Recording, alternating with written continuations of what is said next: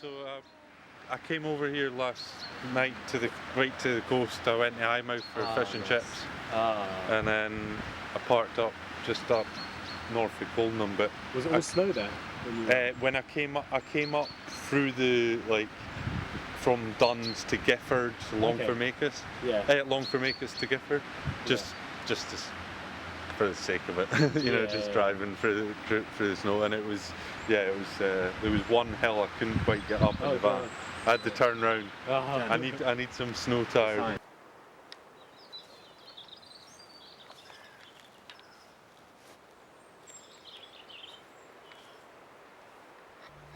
Our studio is focusing on the village of Abbey and Bathans, and our goal is to propose a series of strategies throughout a Masterplan phases that aims to protect the natural habitats and the people in the face of climate change. The site is located in a small rural village in Berwickshire, which is on the border of Scotland and England. It is mostly comprised of farmland with pockets of woodland. To understand the scale of Abbey and Bathans as a village, we compared it to other villages around the world.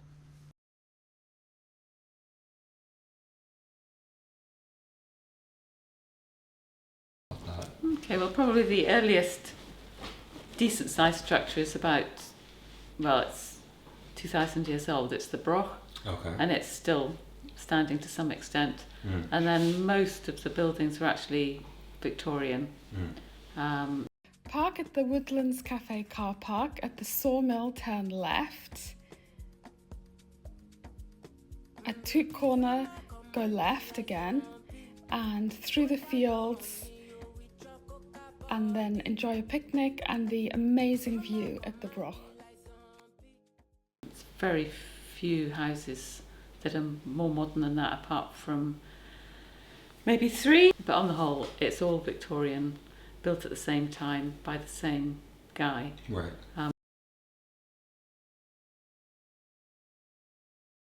There's just such a strong sense of community here, and I've traveled a lot of throughout the UK in a lot of little towns and villages, and from living in Canada where everything's very isolated and very far apart, other than when you're in the city, and I grew up in cities, and even when I grew up in cities like Toronto and Vancouver, there's a lot of people in a very small area, but you still felt very isolated. It's hard to maintain connections because everyone's busy. So I always had a dream of living in a small town where everybody knows each other and we're all intertwined and helping each other. And that's what I had an idea of, so I moved to the UK. Initially, we were kind of blown away with how beautiful everything is. The area is stunning, absolutely beautiful. I'd never seen anything like it. And one of the main reasons why we wanted to move was because we wanted a better quality of life, to be able to afford to live and to be able to spend more time with our son. When we were living down south, we were working all the hours under the sun.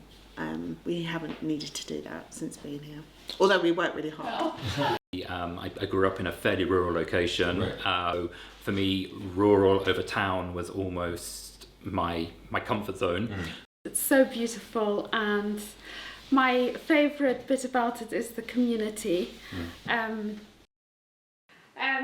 I'd quite often go to Edinburgh to see friends or go to events, and I would usually drive to Dunbar or Musselburgh and then take the train in.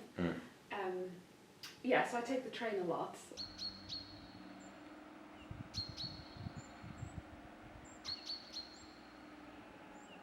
Great. How was the weather? It's awful. Yeah. I mean, normally when it snows, it's whoopee, let's go outside. Oh my goodness, I'm famous. 1, 2, So which camera do I look at? action. Hi, I'm Elijah Moon and I'm 15 years old. Hi, my name's Andrew. I have lived in Abbey and Bathans for about 7 years with my wife and my teenage son. Charlotte Doby, and I married into the valley in 1987 and have hardly ever been out of the valley since. Hi, I'm Danny Moon. Lived in Abbey Bathans now for almost just over 7 years. I'm Laura Dovey and I live in Abbey Bathans, and I have 2 Airbnbs that I let out. You ready? So which camera do I look Action. My name's Miriam. I am from Canada. I came to Abbey in June. I was only planning on staying for about 2 weeks, deciding where to live in the UK. And as soon as I got here, I think within 2 days, I just knew that I'd be here for longer. It's now almost December and I haven't left, so. There are only about 80 people here, plus people do like coming here, so there are often more than people than that, but... A few people would be leaving for work, Right. or mostly work at home and then a few days a month. Okay. Have to be in London or Edinburgh for work. Okay. Yeah. I think majority of our residents do work elsewhere, but how you can imagine a better place to come home to at the end of the day. A lot of the employment is within our local residents is outsourced. Okay. We have the sawmill who employ quite a few people, and the sawmill's been here forever and ever. Yeah. And it's a great resource for local builders. I mean, my house is just full of their timber. It's incredible. We are surrounded by turbines, Yeah. but there's a turbine that my brother-in-law owns, but the power doesn't specifically come into the community. Okay. It just goes into the grid and then we use the grid. There are solar panels on the village hall, which is used for community use, and there is a car charging point there. There's a great potential in developments being made to facilitate the goal of transforming Abbey and Bathans into a climate-resilient village. With there being very few owners of the land, and with the residents themselves owning very large portions of it, development would not only be simpler in the sense of the channels we have to work with, but will also be to the benefit of the owners and residents in this scenario. Taking into consideration the available land with high potential, its access to clean energy provided by the existing wind farms, this gives us the opportunity to sustainably develop Abbey and Bathans. The wet climate in Abbey and Bathans means that a lot of elements get washed out. The more carbon we have in the soil, the less carbon we have in the form of greenhouse gases in the air. Did you guys set up the cafe? Okay. Yeah, so... This has been here for 7 years as well? No, not for 7 years. We took over 2 years ago. So there's always been an eatery here. There was a restaurant many years ago. There was then more of a bakery and specialising in sourdoughs and pastries, which closed. So 2 years ago, in quite a quick decision for my wife and I, and some of the things that she's explained already and maybe in a previous interview, we wanted to continue that for the community, for the Airbnbs, also for the young people who were in the village, and this was maybe one of their first working experiences. It's something that, you know, it might be very part-time and quite basic, but it was giving them some key skills, you know, in an initial work experience point of view. So that was a reason. So going back to the cafe as a whole, something my wife and I spoke about, and the feel we wanted to give for it was very much if someone came into our own home and we were entertaining them. So cake is a big part of it, and tea and coffee, and then, you know, lunches as well, but also with the sourcing of local products. We have a small gift area. The idea was to not have anything too mass produced. It was as local as possible. So I think probably 95% of what we have in the cafe is locally Scottish based, where we've had local makers. So there's quite a few ceramicists. There's a lot of animals. Recently I had wasps at my window. It gets colder, they like to come inside to like hibernate. Rats. We get rats, mice, we get spiders. There's bats on our roof. We've got 3 cats, so they always bring in dead animals, which then then our dog eats it. So it's like recycling. Yeah, it's circular economy. It's recycling. We don't need to take the mice out. 'Cause I'm not touching that. You see many deer. I've seen deer just walking down the street. Recently, our dog brought in a deer leg into the house, onto my mum's bed. She picked it up thinking it was a stick. I remember I was playing my Xbox. She shouted, "It's not a stick." She ran downstairs in tears because she had a deer leg like this big.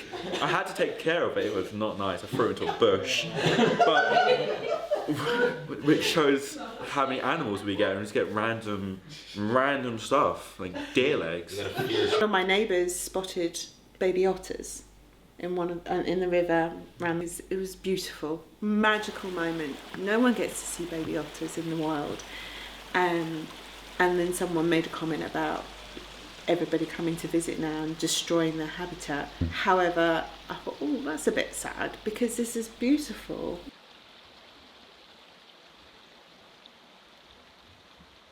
To move forward, we first needed to identify the available land and all the elements that might obstruct us from inhabitation. Firstly, existing woodlands coming in different densities was one of the identified priorities that will need to remain protected, allowing for future wilding to occur. Secondly, we investigated the slopes within our site's topography, identifying the primary slopes that can act as a hazard. The third element that was considered was the yearly flooding shown at 3 different likelihoods, according to the Scottish Environment Protection Agency, with highest likelihood of the flooding range sitting at 10% yearly, with floods rising as high as 3.5 to 4 meters above typical river levels. Daylight is essential for photosynthesis. Limited sunlight can affect plant growth, leading to consequences for agriculture, biodiversity, and food systems. Both flooding and daylight are critical issues because they directly impact human safety, the environment, and the economy.